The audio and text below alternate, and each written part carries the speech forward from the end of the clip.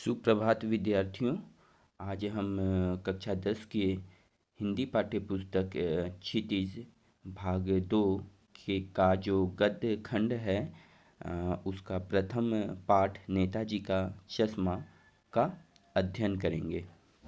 नेताजी का चश्मा पाठ के लेखक हैं स्वयं प्रकाश।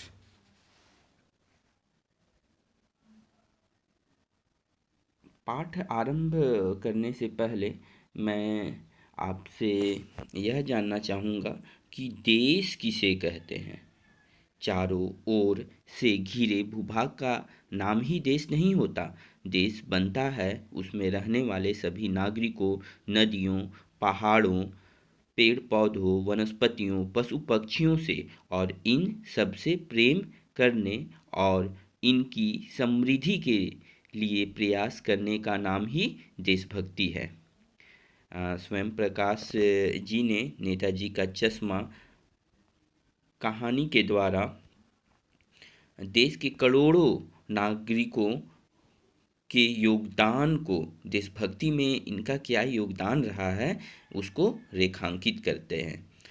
सर्वप्रथम हम लेखक स्वयं प्रकाश का के बारे में जानने का प्रयास करते हैं। लेखक का जन्म 1947 में इंदौर, मध्य प्रदेश में हुआ था। इनकी प्रमुख रचनाएं हैं बीच में विनय, आदमी जात का आदमी, आएंगे अच्छे दिन भी, ईंधन और संधान इत्यादि।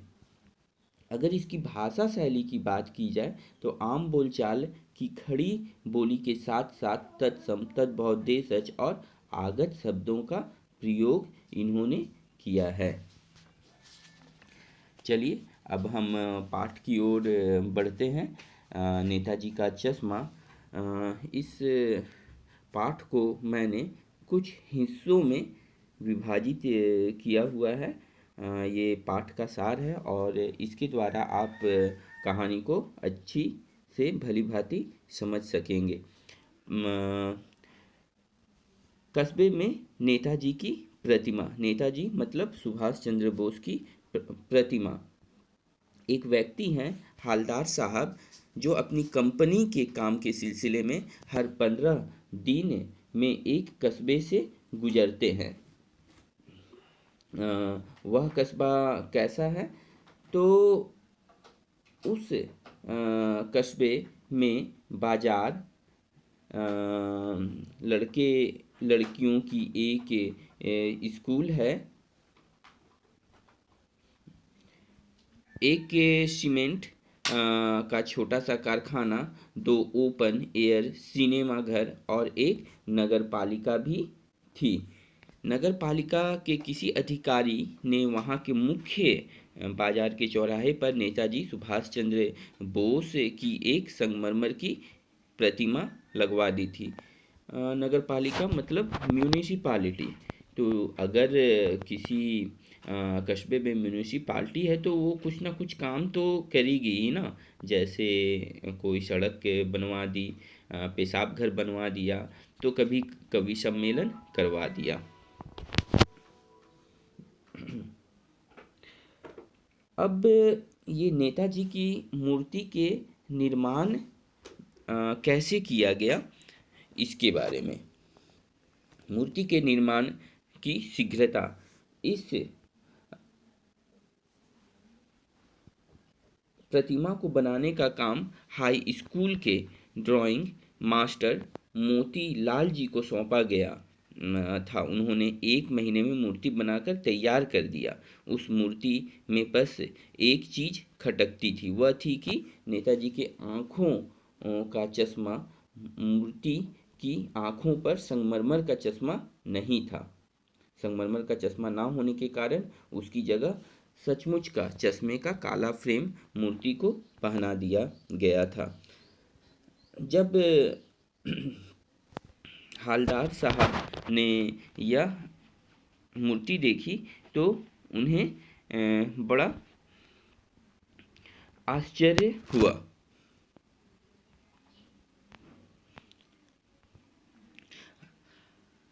हालदार साहब का कस्बे से गुजरना। हालदार साहब कंपनी के काम से इसी कस्बे से प्रतिदिन प्रतिदिन नहीं 15 दिन में एक बार गुजरते थे। जब वे पहली बार इस कस्बे से गुजरे और पान खाने के लिए रुके, तभी उन्होंने देखा कि मूर्ति पत्थर की थी, लेकिन उस पर चश्मा रियल था। हलदार साहब को कस्बे के नागरिकों की देशभक्ति की भावना का यह प्रयास अच्छा लगा, वरना देशभक्ति तो आजकल मजाक की चीज़ होती जा रही है, ये हालदार साहब सोचते हैं। हालदार साहब को हर बार मूर्ति का चश्मा बदला हुआ मिलता, कभी गोल फ्रेम वाला, कभी मोटे फ्रेम वाला, कभी चौकोर चश्मा आदि।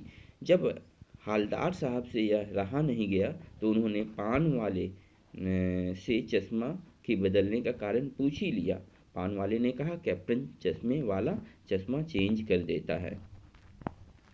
अब ये कैप्टन चश्मे वाला कौन है? हालदार साहब उसके बारे में जानना चाहते हैं।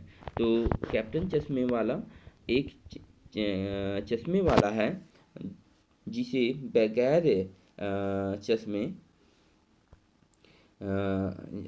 जिसे बगैर चश्मे के नेताजी की मूर्ति अच्छी नहीं लगती है, इसलिए वह अपने बांस पर टंगे हुए चश्मा में से कोई एक चश्मा नेताजी की मूर्ति पर लगा देता। लेकिन जब कोई ग्राहक आता और उससे वैसा ही फ्रेम की मांग करता तो वह मूर्ति पर लगा फ्रेम ग्राहक को देता और नेताजी से माफ़ी मांगते हुए उन्हें दूसरा चश्मा पहना देता था। कैप्टन चश्मे वाले की देशभक्ति। कैप्टन चश्मे वाला ना तो नेताजी का साथी था और ना ही आज़ाद हिंद फौज का भूतपूर्व सिपाही। वह तो एक साधारण सा चश्मे वाला था, लेकिन उसे नेताजी की उस मूर्ति पर शायद चश्मा ना होना बुरा लगता था, इसलिए वह वहाँ पर उन्हें फ्रेम पहना देता था।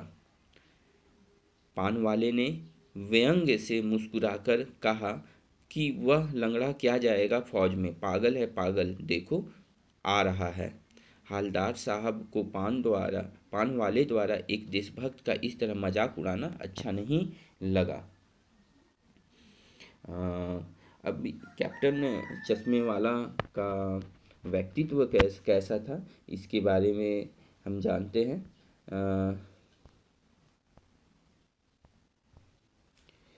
कैप्टन एक बूढ़ा मरियल सा लंगड़ा आदमी था जो सिर पर गांधी टोपी और आंखों पर काला चश्मे लगाए एक हाथ में छोटी सी संदूकची और दूसरे हाथ में बांस पर टंगे बहुत से चश्मे लिए एक गली से निकलता और एक बंद दुकान के सहारे अपना बांस को टिकाकर फेरी लगाता था।